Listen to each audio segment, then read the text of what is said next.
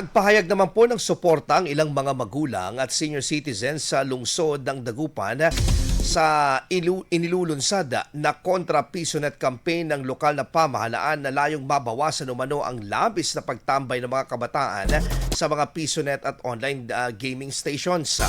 Ayon sa pamahalang lungsod, prioridad ng kampanya ang proteksyon at kapakanan ng mga kabataan, partikular na sa disiplina, pag-aaral at tamang paggamit ng oras ng mga minor de edad.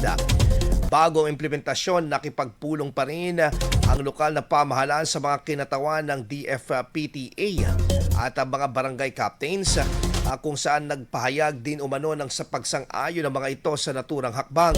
Sinabi rin na nasuportado ito ng sangguniang panlunsod.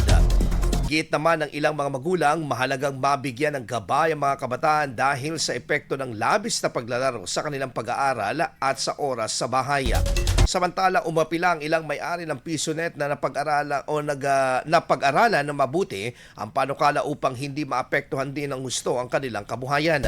Sa ngayon, wala pang inilalabas na kumpletong detalyeng lokal na pamahalaan hinggil sa eksaktong implementasyon at posibleng regulasyon ng naturang kampanya. IFM News. IFM News. IFM News.